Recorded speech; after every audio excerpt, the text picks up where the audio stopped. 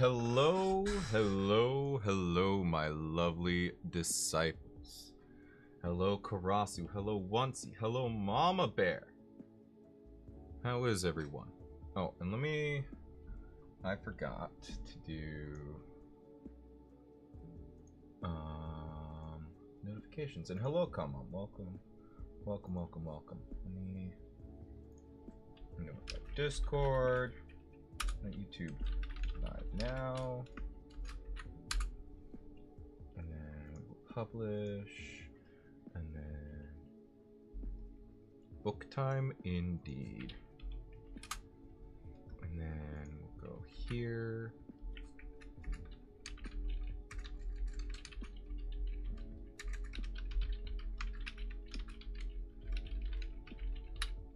I should have done this a while ago. Oh well, it is what it is. We're doing book club today. About the Windup girl.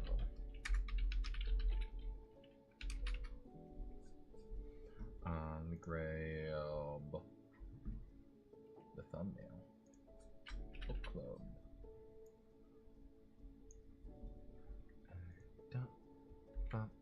Post on. Okay. I gotta be better about some of this like stream promotion posts. Very bad at them. Also, I need to go shopping. Really badly.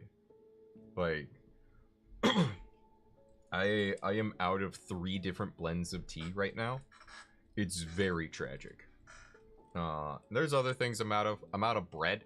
I've been out of bread. Other stuff. I'll make a list. But yeah. Be lurking, but sending respects and best wishes. Ah, absolutely. Thanks for dropping by at all. I do not mind people just dropping by the stream to lurk. I do not mind at all. That is fantastic. Honestly, for streams like this, it's totally fine too, because it's mostly just me yapping about a book for like an hour. No bread, yeah. Your animes make me cry, your books make me cry, sigh. I am a very deeply sad person. I'm a very melancholy individual. I like until like this ended around 2 years ago. 2.5, maybe 3, 2 to 3 years ago. Up until then, I basically spent 15 years of my life with intrusive suicidal thoughts. So the media I enjoy is heavily shaped by that. I I really like sad stuff. Because it makes me feel better about my own situation. Which does lead us into talking about the Windup girl and the fact that it is very, very sad. Hello, Rachel. Welcome on in. How you doing? Yeah, this book is pretty depressing. It's actually less depressing than I remember it being. But it's still pretty devastating. Gee, thanks. You're welcome. Happy to spread the depression and sadness around, you know. It's really just the vibe. Hold on, I'm just bringing this up. There we go. So, gonna be in the shadows lurking? Absolutely. Let's go. Another lurker. That is another viewer, and I'll take that every time. Thanks for dropping by. I really appreciate it. Time to hear the spoilers because I enjoy hearing anyways. Yeah, let's get into it. So, the Windup girl is nice because it's like obviously there's the titular character, the Windup girl herself, Emiko. So let me less depressing than you remember facepalm. Yeah, the ending's way more happy than I remember it being. What's printing? I am printing a giant spider. Let me actually, hold on, I can pull it up real quick. Oh, I'll just pull up this. So I took the giant spider model I have and I scaled it down to fit on a small base. So I got a base, a 25 millimeter base, scaled that up to 50 millimeters, and then scaled the spider down to that, merged them into an object, and then put the spider kind of like merged into the base. And I'm printing that so it's actually playable. No, it's totally fine. Curiosity, never hurt anyone. It's actually probably, I think it's gonna finish. Yeah, it's gonna finish in 14 minutes, so it'll finish during stream. It's really detailed. Yeah, Arbiter Minis, by the way, is that Arbiter Minis? I think, yeah, Arbiter Minis made the model, so. It will look great. I printed off a really large version, but I'm debating on whether or not I actually want to paint the really large version or not. I did prime it, so it might be a waste to not paint it, but it's huge. But yeah. Anyways, I got distracted. Windup Girl. So we have a few characters from whom we read viewpoints from. I might forget someone, but we'll try not to. So, we'll just make a character section here. Characters blob. So,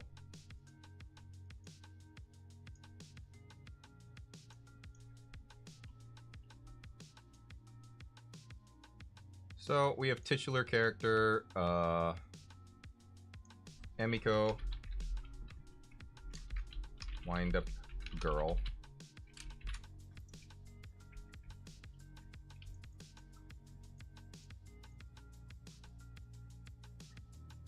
Mind and map charts time. Yeah.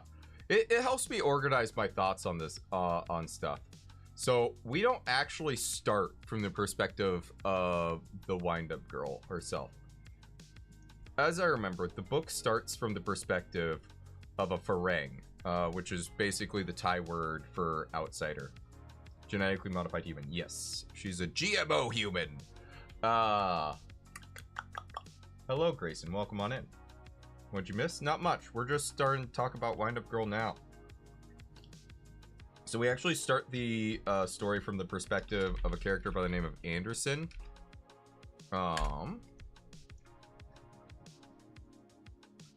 So he is quite literally a foreign spy. I can't spell foreign. He's a foreign spy. He is what's known as a calorie man. Works for a calorie company. Calorie companies,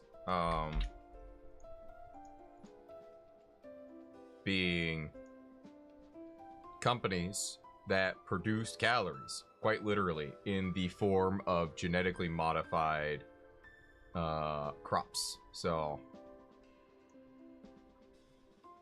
let me come off of this.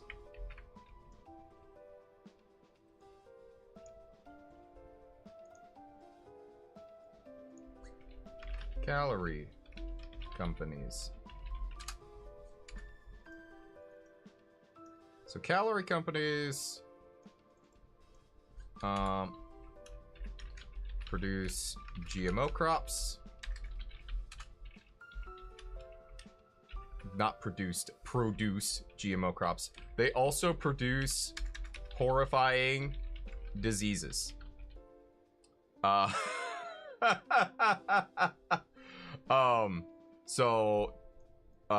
There's a couple diseases that they talk about a lot in the book. They talk mostly about cibiscosis and blister rust, which affect plant life. I think actually cibiscosis is one where it actually is like something humans get, but I'm not super clear on it. But the point is that there's a bunch of like horrifying, just like really, really awful diseases that these companies make that just destroy crops. Sorry, sip of tea. And it's bad. And so they produce the problem and then sell the cure. The cure being their GMO crops. So Anderson, however, is in Thailand because we'll actually go over here, put it under here. There to find out why Thailand is able to make new crops without external help. He's there to spy. He wants Thailand's secrets, and it actually starts off with him finding a new fruit called a Ngaw, N-G-A-W. It might be lychee, might be something else. They never really quite figure it out. Yeah. Kink springs are the success of the internal combustion engine. Yeah, so something to keep in mind with this book.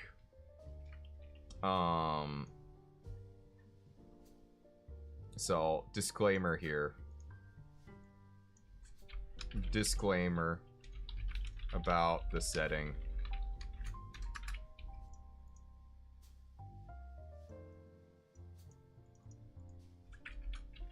The premise of Kink Springs relies entirely on the author deliberately ignoring all other forms of energy production other than coal and oil.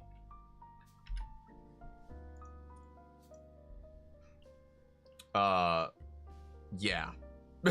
We'll get into that later. Into the Kink Springs and stuff later. But, yeah, the author has stated on external sources that he was going for a certain vibe and that the existence of certain technologies violated that vibe, so he just ignored them for the purpose of his setting and was just like, yeah, as far as I'm concerned, in this alternate universe, none of that like exists or is viable for whatever reason. So yeah, no hydropower, no solar power, no wind power, no nuclear power, no geothermal power, all of it, just ignored all of it. Just was like, nope. You get coal, you get oil, or you can literally wind springs with manpower to generate electricity that way. Those are your choices.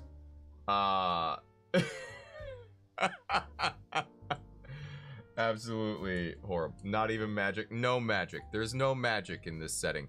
The magic system in this setting is genetic modification. That's the wizardry of this setting, is genetic modification, and that's it. Yeah. So yeah, so Anderson's a bad person, by the way. He's not a good person. So the first person we're introduced to, whose viewpoint we're viewing this from, is Anderson, who is like a deliberately bad person. He's trying to discover where the Thai seed bank is. Yes. He doesn't know they have a seed bank at first. He does figure that out later. But but he only kind of suspects it at first, right? So the other character we have, I should probably list this as like a view perspective characters. So these are characters from which we through various chapters we see their perspective. So we also have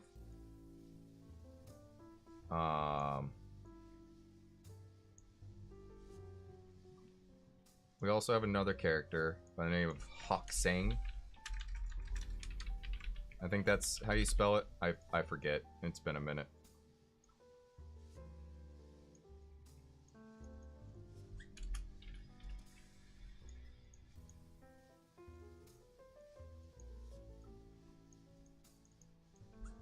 He works for Anderson at Kink Spring Factory.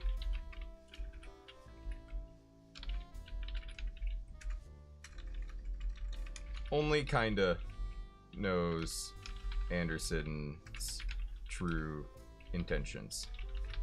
Oh.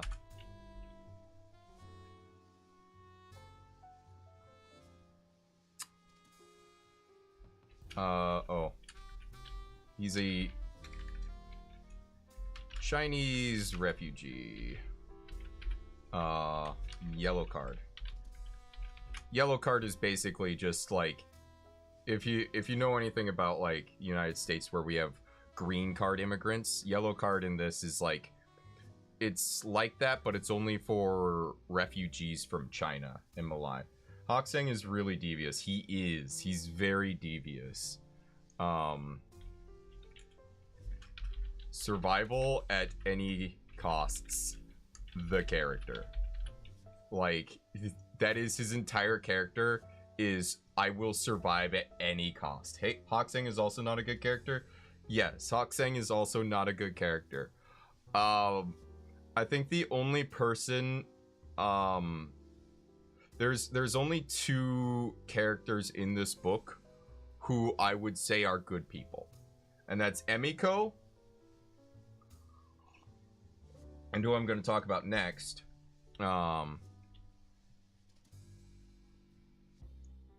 which is JD. And I'm setting this up. This requires some setup. There's a lot going on with this book. There's a lot of moving parts. So we have JD, and I have a greater point that I am actually working towards with all of this, because the book has a lot to say. JD, he is native Thai, white shirt, basically police. It's a little bit more than that. He's like, the white shirts are specifically like environmental police.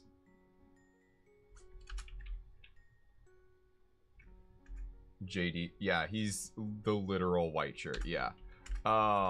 So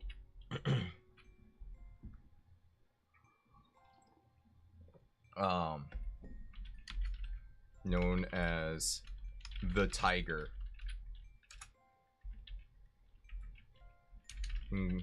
Incorruptible, hero status, just like, he is the good cop.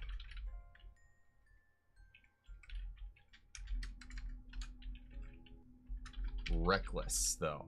He's also very reckless. So the thing with JD, he's a genuinely good person who's trying to do the right thing to save his country. The printer is done.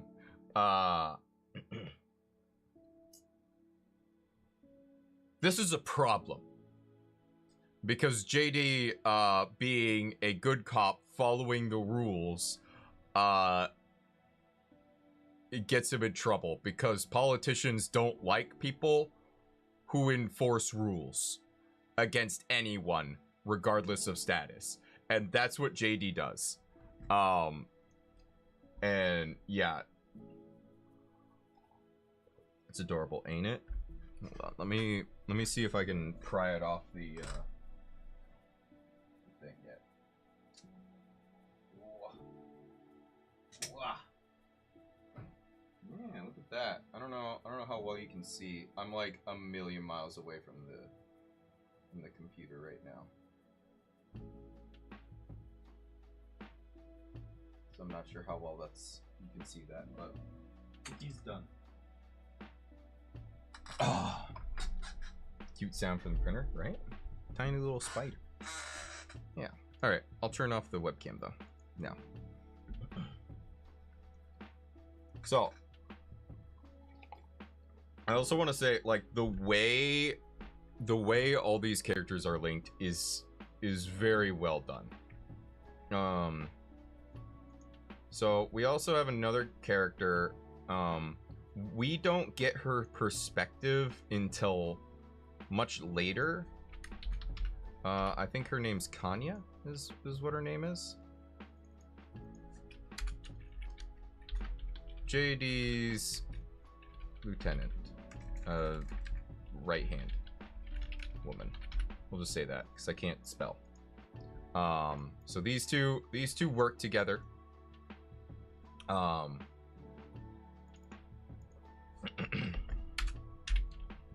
Never smiles. Kanya. Okay, good. I'm terrible with names. I'm surprised I'm doing so good with this.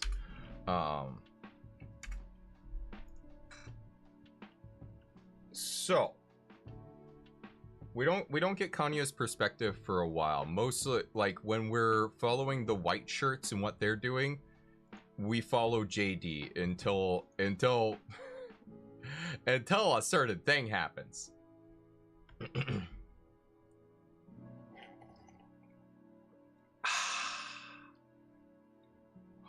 This lady isn't emotional. I didn't say that. I said she doesn't smile. She's a very emotional person, actually. The Kanya does not run off logic. She definitely runs off of emotions. And actually, like, most of the people in this story are extremely emotionally driven people. I would say. And like, all the motivations that everybody has is just so real. That's kind of one of the things I really like about this book is, like, you get where everyone's coming from. Like, I can look at Anderson and be like, yeah, Anderson's fucking evil, but I'm also, like, terribly intrigued by what's going on with him. Like, I'm low-key been rooting for him to figure out what's going on with the Nya, and like what's the secret? Who could have made this? Where do the Ties keep their seed bank? La-di-da-di-da. Like, you know, all these things. And it's like, but also he's a horrible person. You can relate to their motivations totally. So you can tell I like this book. Emiko Windup book. She's a prostitute. GMO human made by Japanese.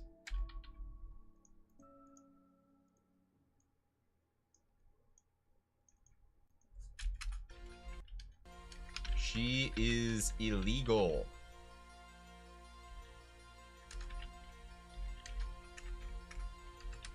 Only kept alive by benefactor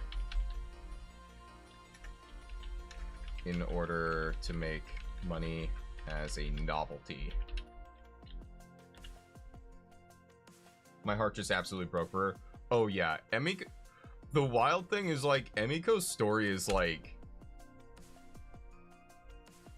this shit actually happens. Like, what happens to Emiko, like, actually happens to people. Obviously, different context, right? But, like, yeah, people being, like, bought and sold, to be prostitutes and are abused and used, until they can't function anymore is absolutely a thing that happens.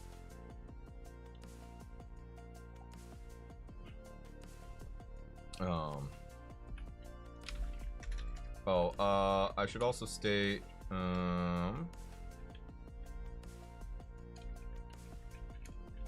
abandoned by Japanese master. So she's from Japan, but she was left in Thailand by her master, because windups aren't human. Not considered actually human.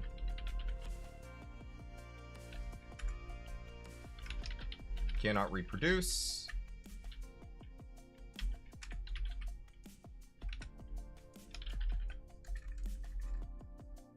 It's cruel turn of events. Yeah. The way like windups are like viewed and treated is absolutely horrible, even by the people who make them. Human trafficking is real. Yeah, human trafficking is a very real thing. He throws her away like a broken toy. She wasn't even broken. It was just too expensive to bring her back to Japan.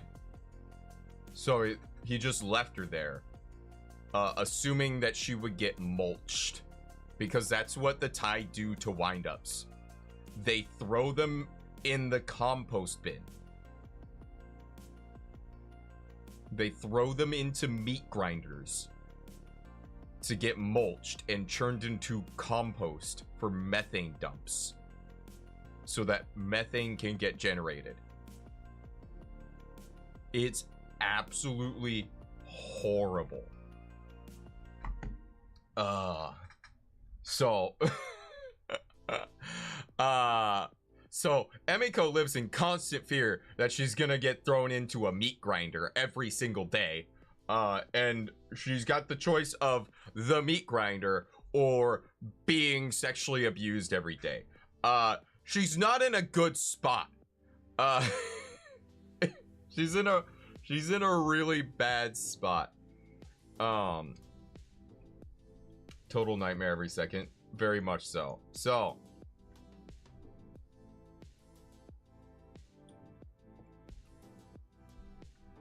there's a few more things we need to establish before we get too much farther.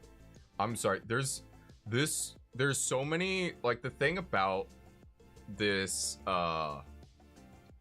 this book is there's so many interlocking pieces that slowly churn. It's like a clock just like churning gears, and it's like a ton of interlocking gears all working towards a single point. And it's just like there's a lot going on. So Anderson, hold on, we're gonna calorie companies, we're gonna stick all the way over here because it's kind of reminds me of Blade Runner 1980 artificial people. Yeah, similar, but Blade Runner, I think those were like machines, not grown. I don't know offhand. I don't think I never actually finished Blade Runner. I think I saw half the movie once, and I do not remember it well. So spring life kink, experimental kink, spring factory.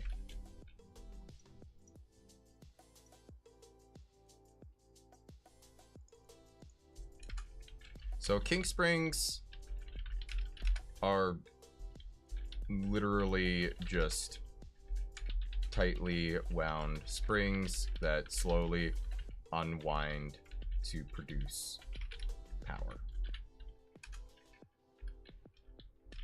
This factory was built to make better kink springs with new experimental techniques. Anderson doesn't care about it and is only using it as a front to act as a spy. Original factory owner got ousted by him.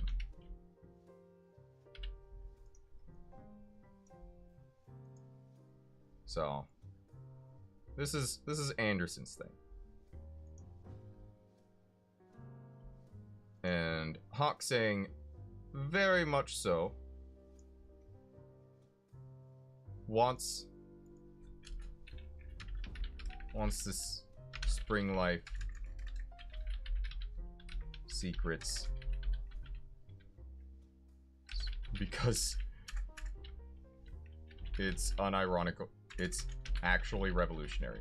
The craziest thing about all of this is that this thing that Anderson just discards is incredibly revolutionary. Anderson kicked out the owner and got the factory by himself. No, so the owner was funded by Agrigen, which is the calorie company that Anderson works for. And then Anderson was sent to go see what was going on. Saw there was like nightshades and like tobacco and all this stuff that the Thai had that nobody else has, and was like, yo, what have you been doing here this whole time? He wants to steal. Yeah, so Hoxing does want to steal the designs. So Anderson kicks him out, tries to send him back home, right? The guy suicides rather than get sent back home. Just kills himself. So yeah. The technology he created, though, is actually really insanely good. Hoxing understands the value of this technology. Anderson kind of sees it and is like, yeah, it's too much effort. I care more about seeds. I want to find out about these seeds. What you know, fair enough. You understand. The thing is I understand where both Anderson and Hoxing are coming from. Because, like, the Kink Spring factory is unironically, like, just eats money, just devours money, and like barely produces anything because they're trying to produce something new, right? So it's a startup that's not doing so great, as startups are kind of want to do.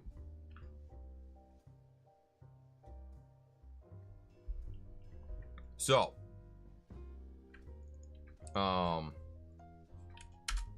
early on in the book, there is a massive failure in the factory, which leads to contaminated algae baths and a lot of lost profits.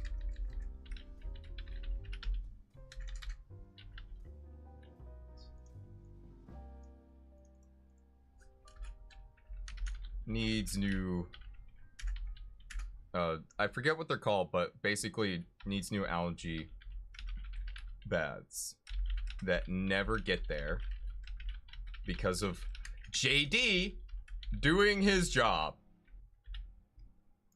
So now we have a link between the Spring Life factory and JD, right? Because one day JD raids the airfields. It's causing a lot of problems, including intercepting Spring Life's new algae baths. New plague? We're getting there. We're getting there. It takes a bit to get there. So these are connected. You start to see the tangled webs we weave. So we're actually gonna put Kanya over here.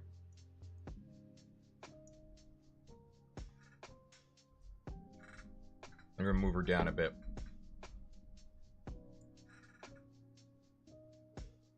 Oh, the tangled webs we weave. So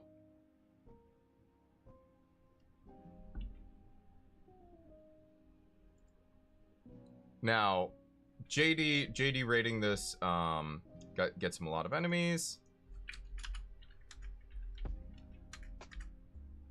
So we have an event. We need to put an event here. Because this is very important. This is very important. We're actually gonna take this and we're gonna make it its own separate thing because it matters that much. This one event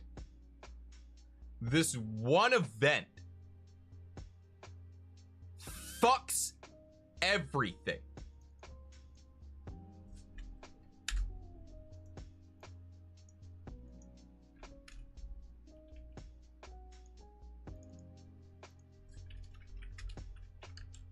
The airfield raid.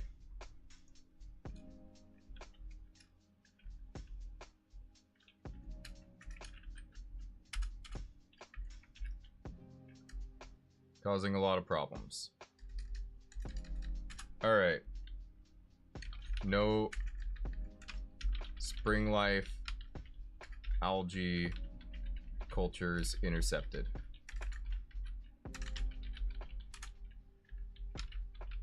Trade is enraged. Or we'll say trade ministry is enraged.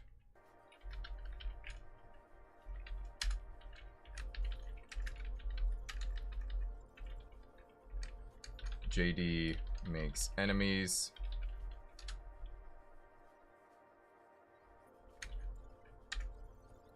I think that's about it as far as like things that matter from that. So it's not a lot, but it's enough. It's enough to be a problem, right? So right now we got a link to that. And, you know, this is JD's action, right? He is a good cop, and so he raids the airfields, causing a lot of problems.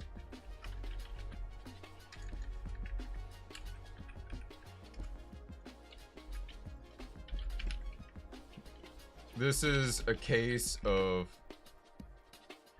good intentions cascading into the worst consequences possible.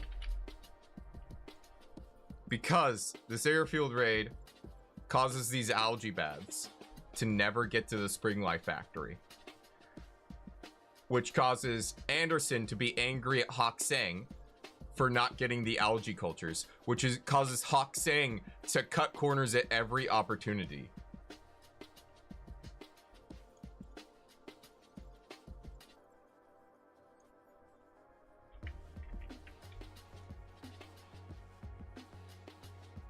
So this, the algae cultures never getting here.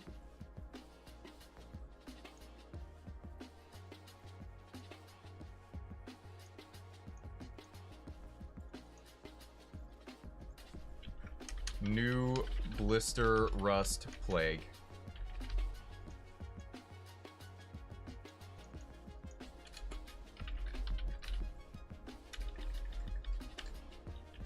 Variant of blister rust that affects humans.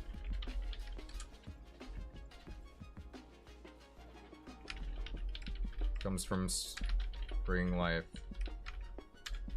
algae baths.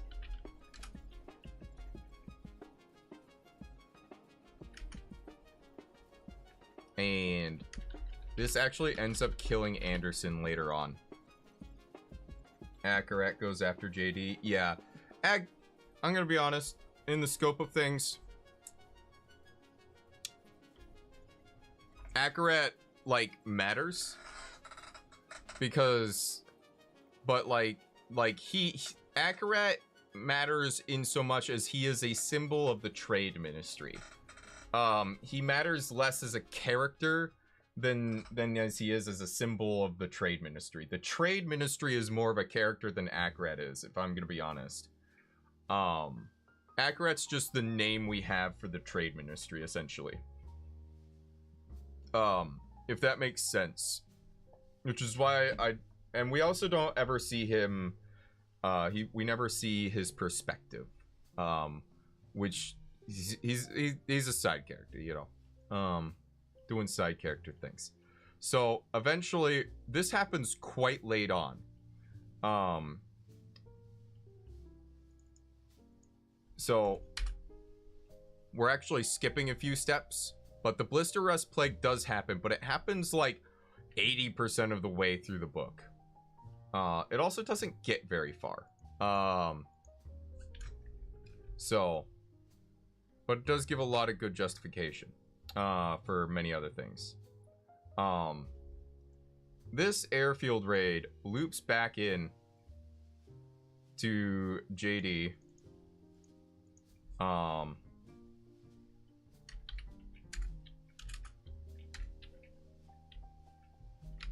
Eventually has to pay for doing the right thing.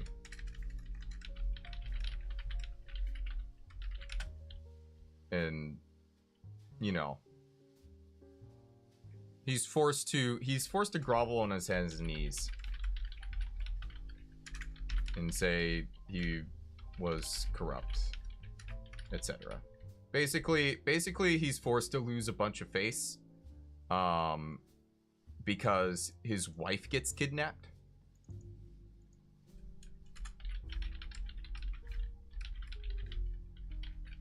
So he goes, he's like set to become a monk and all this stuff. And after like sitting there and being a monk for a little bit, but not getting sent to a monastery, he's like, you know what? Fuck it. Let's ball. And he goes to trade and goes on a murder spree, tries to murder Akarat, gets himself killed, right? And then his body is delivered, hogtied, with his cock cut off and stuck into his mouth, and delivered to the white shirt like headquarters, right? So the white shirts are like, yeah, that ain't cool. So they start a civil war by, not quite, but pretty close, by just taking all of the white shirts from the outlying villages, bringing them to the capital, and cracking down on everything. And welcome on in, Jester. You chose a real good time to drop by. Hope you're doing well. And this, also, I gotta say, I love JD because he is a very consistent character. He believes that the environment ministry is right. They need to keep out all external forces. Immigration is bad. Trade is bad. The calorie companies can't be trusted. And the thing is, he's right. He's 100% right. The calorie companies should not have been trusted. They should not have been allowed in the country. Because if they hadn't been allowed in the country, Spring Life wouldn't have been in the country. There would have been no algae bath that to get corrupted to turn into a blister rust plague, right? JD the hero gets killed. He does get killed. So he gets killed. And Kanya, after JD dies, we start seeing her perspective. Turns out she's a double agent for trade all along.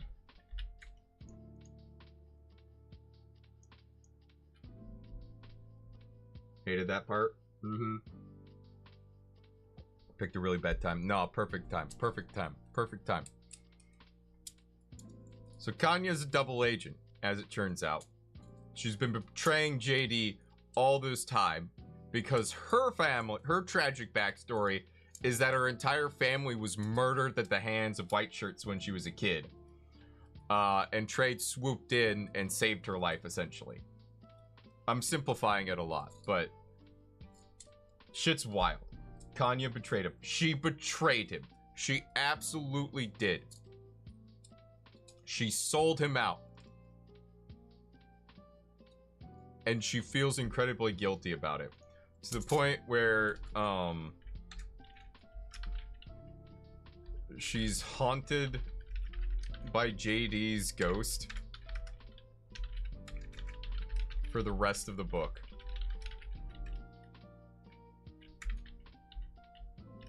She might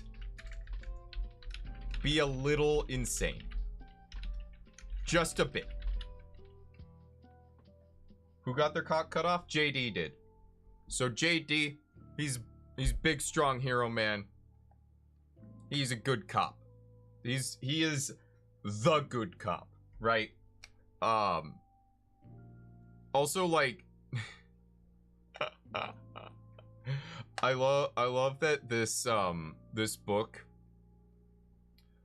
is like super like it really one of the things that this book does is it shows you why people swing to more conservative ideals, right? Why do people like want to like cut out immigration? Why do people want to cut out trade? Why do people want to go to isolationism and like not interact with the rest of the world, right? And it's because of, you know, people viewing crises as coming from the outside. In this case, it's very literally every single crisis that has beset Thailand has been because of external forces. First it was the expansion, you know, exploiting them, and then when the expansion failed and all the oil dried up, then there were the plagues created by the calorie companies, and the calorie companies trying to like exploit them and extort them at every opportunity. And it's only by, you know, creating their own seed bank and like carefully cultivating it over years and years, and, you know, slowly gene hacking that to survive these new plagues, that they're able to survive. And they've only just recently started to open up trade and letting foreigners in.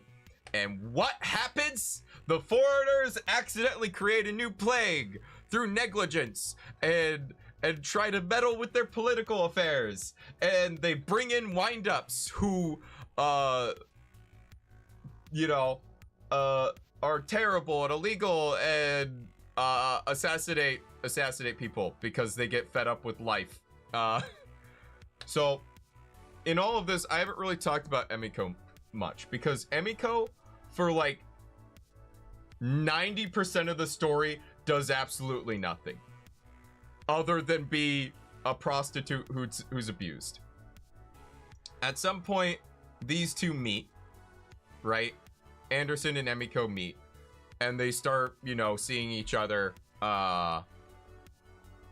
And Anderson is kind of like, oh, you know, he's like, yeah, I'm gonna be, he's effectively gonna be her sugar daddy, right? He's gonna change things. He's gonna change this country for the better for him.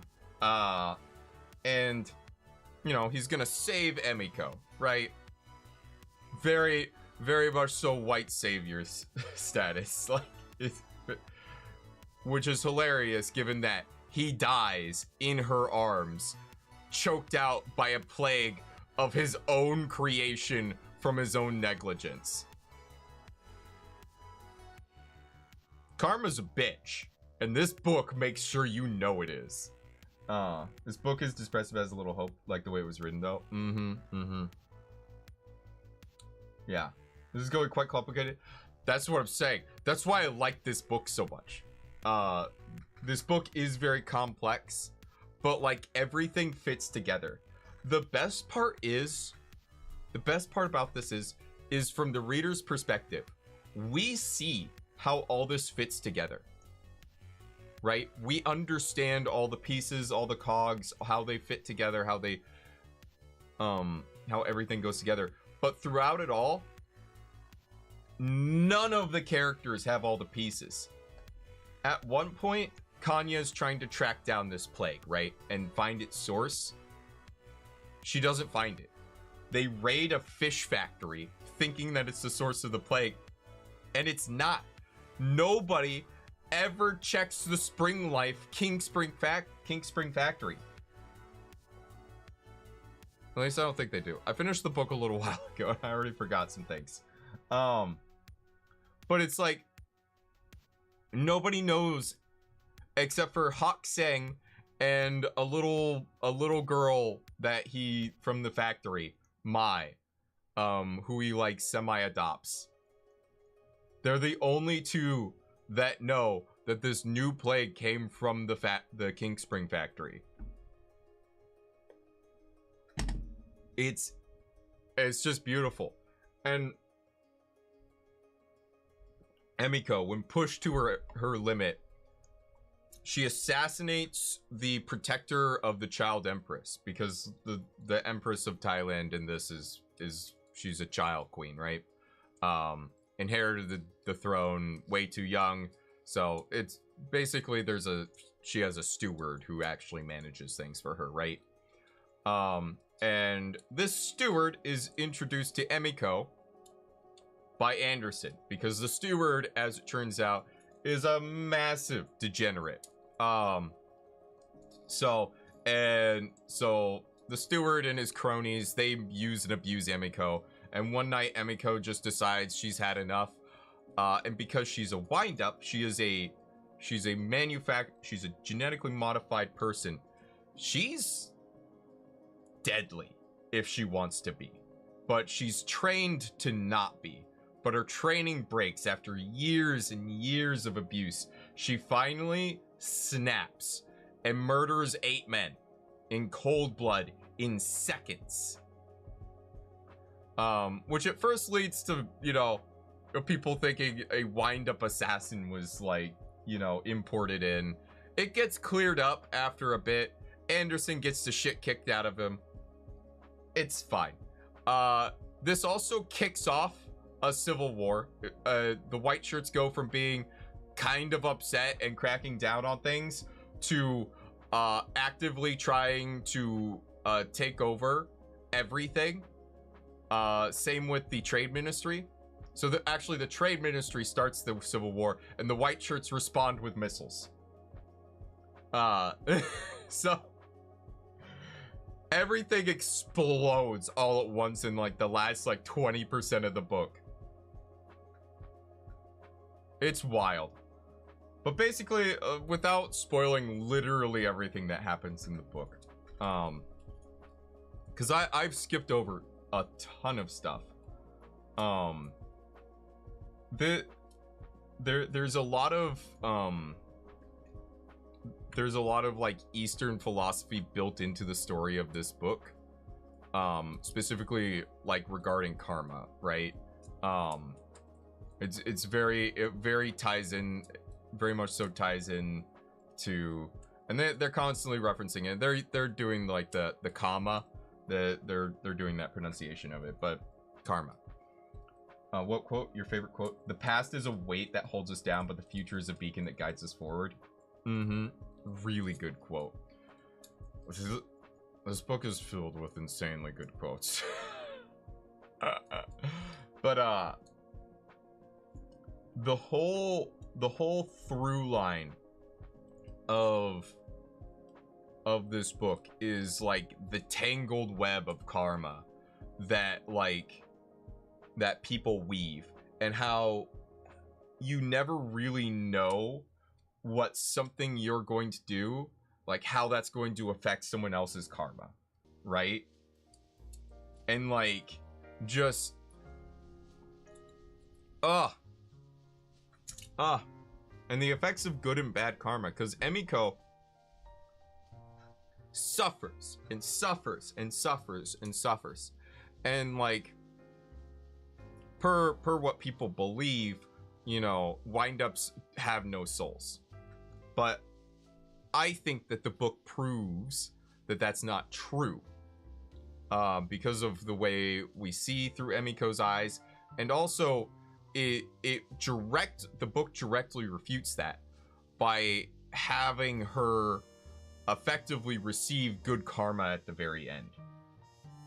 Because at the very end, the city is abandoned. It gets flooded because the dikes that keep out the ocean flood this city, right? And so she's just surviving because most people have abandoned the city, obviously. And a gene ripper who works for Thailand. He is a foreigner that the Thai keep alive. He's just floating around on the water because he feels like it. With his lady boy. And they run into Emiko, and he's like, hey, you give me a strand of your hair and I will use that to unlock your DNA and make new windups, but ones that don't have the clockwork stutter motion that you do, ones that can reproduce and are resistant to all diseases. Ironic that our DNA will go on. Yeah, he can't fix her. He can't fix her, but he can make it so that there are new people. He can make the next evolution of the human race, which is something he mentions earlier in the book. Is like, you know, the real solution to all this, all of our problems, is to just make new people. Like, if we just made people resistant to blister rust and cibiscosis and all this other stuff, it'd be way easier. I don't understand why we don't do it. Oh, I know why we don't do it. Because y'all are afraid of change. He's very sassy. He's a very sassy man. For a man that's like crippled from the waist down. But yeah, I mean, at the end of the day, the book is about karma. And like, it's interesting because of the way it affects different characters. Cause it's just like, cause Hawk Sang, for instance, is trapped in essentially a karmic loop. Because he's a refugee, right, in this country. But before that, he owned a massive fleet of ships, of trade ships. But he ignored the warning signs of everything going on around him. And instead of trying to escape early, or align himself with the new government that was, you know, coming forth, he just continued on being arrogant and whatnot, and barely escapes death. His entire family is slaughtered, and his business taken away, and now he's scraping and surviving. And so when he suddenly starts to get a chance, the same thing happens. The country erupts around him. But he, in his moments as he's trying to escape, instead of like, you know, really trying to escape, he tries to save, you know, the little girl that's been helping him. Much the same way that he was trying to escape the country with the only daughter of his that survived. So it's interesting seeing how Hawk Sing is kind of trapped in a loop almost. And it's just, the book's so good. The setting is dumb. I'm gonna be very real. The setting is dumb. I hate the setting. I hate the setting because if you examine it for more than 2 seconds, it falls apart, right? But it's a cool vibe. Like, I love the vibe of it. Yeah, wild plots. Yeah, the plot's very wild. It's also like, it doesn't censor anything really. Like, it's just like, it's very raw and real. And it's just, which I really appreciate. It doesn't shy away from sensitive topics like, you know, Emiko basically being a slave, you know, people getting murdered and killed. Steampunk vibe. It has like, yeah, it's like, it's got a steampunk vibe, but like steampunk with like disease growing all over it, you know. It's very, I don't know, it's very cool. It's very cool. But yeah, I really like this book. If you haven't read it, what are you doing? Read the book. is good. Yeah. Basically, don't be a bad person. Is kind of, cause like, yeah. Don't be a bad person, because either you'll be afflicted by a blisterous plague, or the karmic ghosts of the people you betray will drive you insane and basically possess you and turn you into them. And if you're a good person living through bad times, eventually good things will come to you. Or your descendants. That's, yeah, I mean, very, very Buddhist. Very Buddhist of this book. Also, I like how I just progressed to the right. Just didn't all this empty space over here. Didn't use it. But yeah. Yeah, good book. Highly recommend it if you didn't read it. It may sound like I've spoiled the whole book, but let me tell you, I did not. There's a lot more than just this. But yeah. Yeah, the author does do a very good job of weaving things together. And I think I had a quote from the book that I wanted to read. Hold on. Let me see.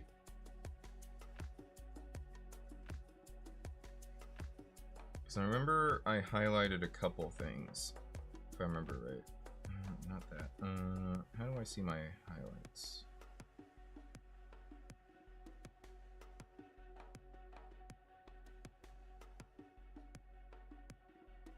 It's popular highlights. Annotations.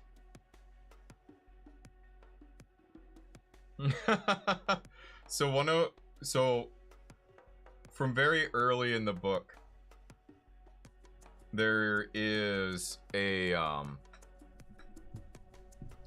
there is a it's 2 sentences, but I really like it. And as I remember, this is from JD. Laws are confusing documents. They get in the way of justice. And I love that. Yeah. Oh, and then there's another one. The symbol for the Environment Ministry is the eye of a tortoise, for the long view. The understanding that nothing comes cheap or quickly without a hidden cost.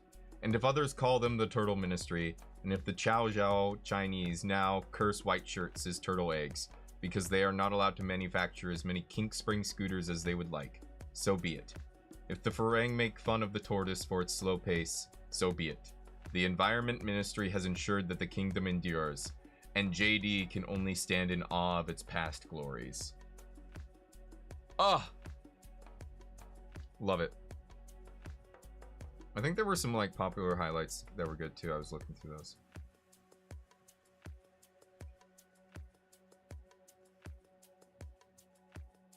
Yeah. Oh wait, hold on. There was one at the very end. So this is from Gibu Sen, I think. Yeah, this is from the gene hacker who like takes a genetic sample from Emiko at the end of the book. We are nature. Our every tinkering is nature. Our every biological striving.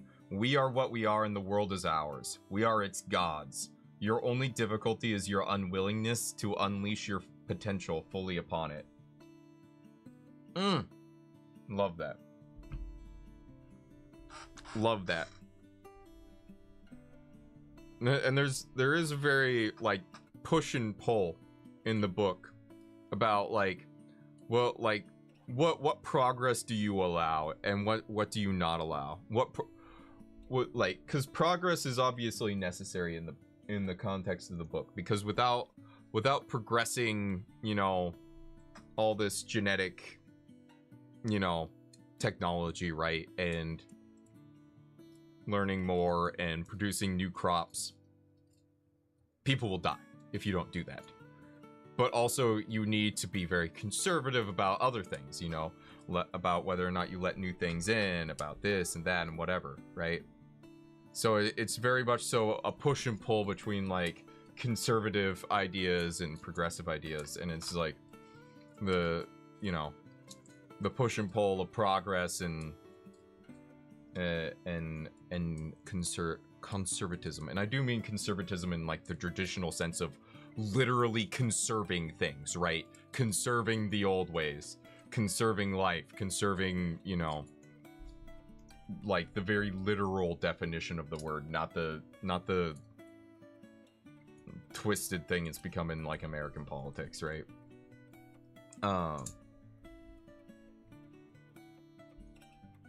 But yeah, I really like it. It's a really good book. Did I have something in mind for the next one? So, okay.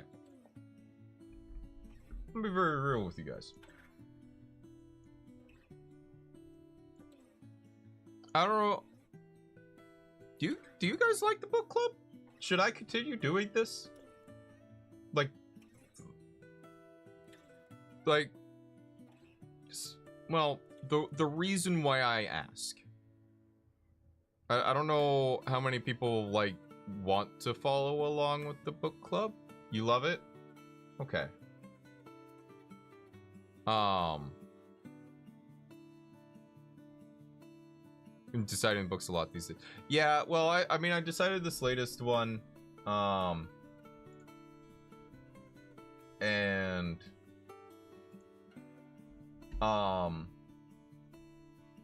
I decided the last two, didn't I?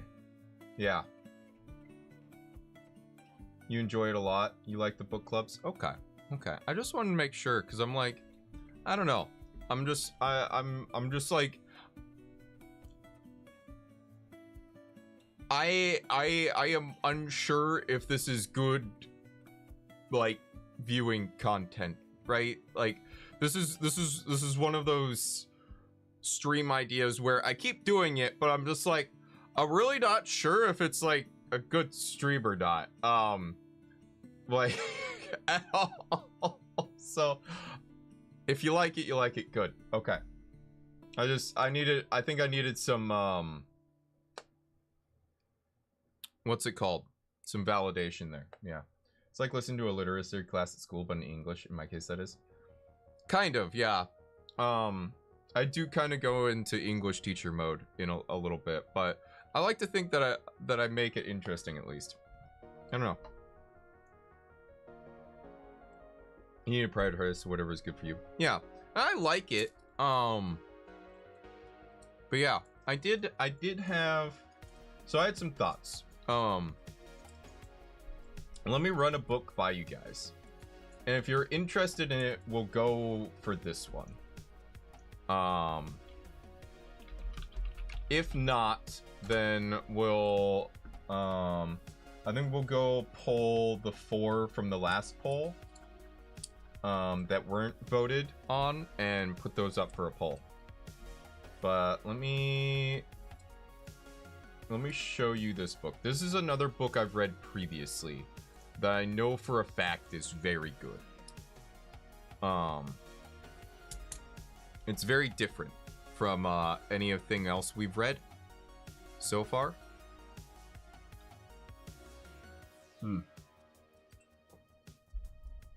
So, this is a book by a pretty prolific science fiction author by the name of Alistair Reynolds.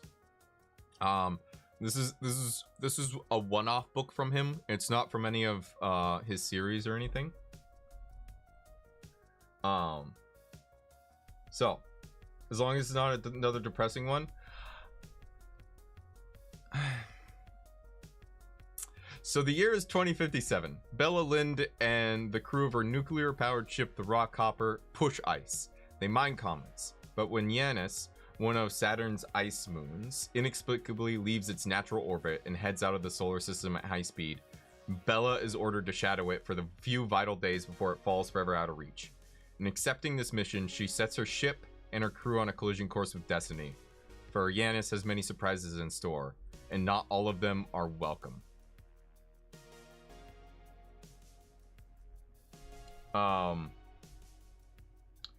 Yeah.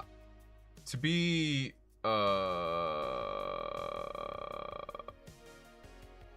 very real with you, they end up landing on this moon, and living on it for the rest of their natural lives.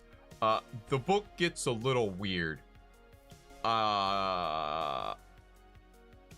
It has a good ending though, but there's a lot of betrayal and backstabbing, and yeah, I do love sci-fi. It's very good sci-fi. So I don't know. What do you guys think? It's not too depressing, I don't think. I don't know. I'm not a good judge for this thing. I mean, a crew of, like, you know, a couple dozen people gets trapped on an alien moon, traveling at, like, ridiculous speeds through space and time. I don't know. It has a good end. It does. It has a good ending. It's kind of a fucking weird ending though, if I'm gonna be real.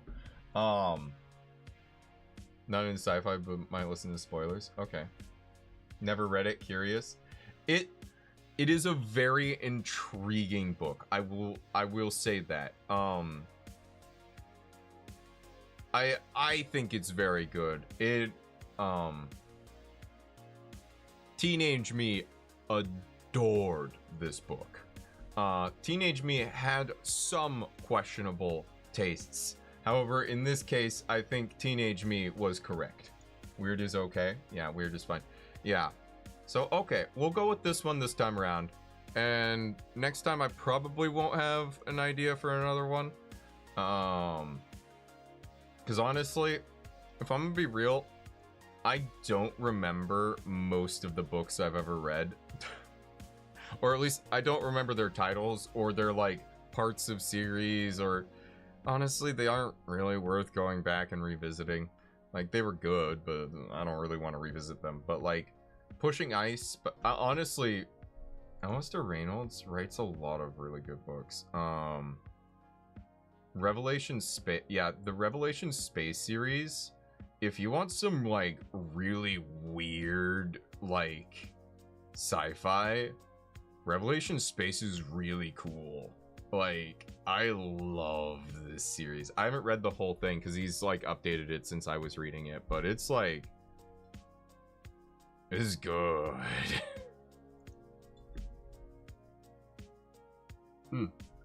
So, alright, well, it seems to be the consensus is, we'll go for it. Alright. Alright. Let me make the post.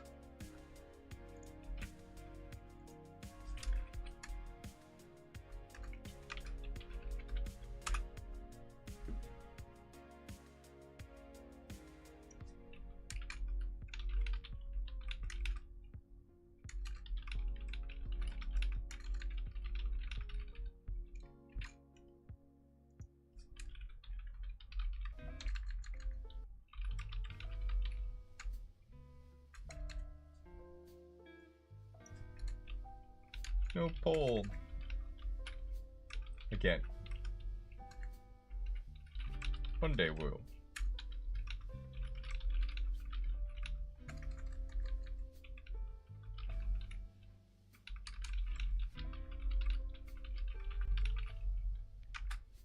Alright, and let me grab this.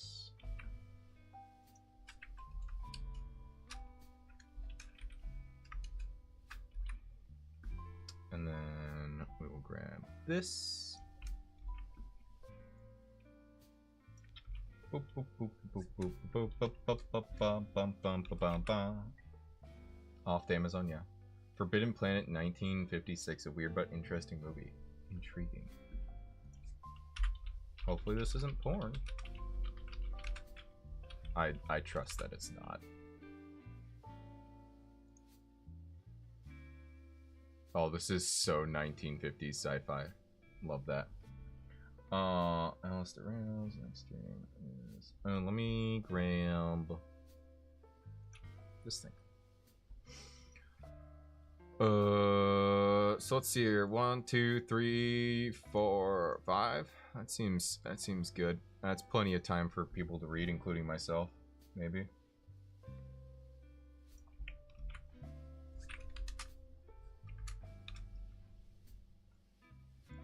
All right.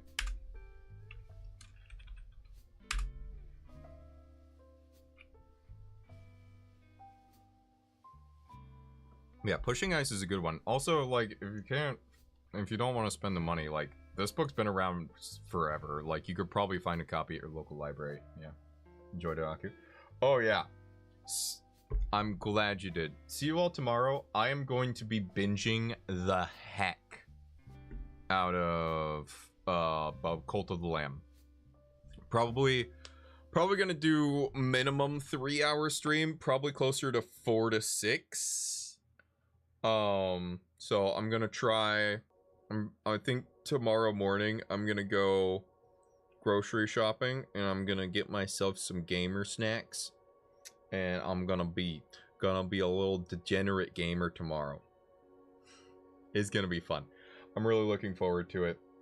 I will see you all tomorrow, noon, 12 p.m. PST, Friday. Until then, take care of yourselves. Eat well, sleep well, hydrate, don't dehydrate. Posture check. Make sure you're not all shrimped up. Okay? Good posture is important. Don't let anybody tell you otherwise. Okay? But until then, bye.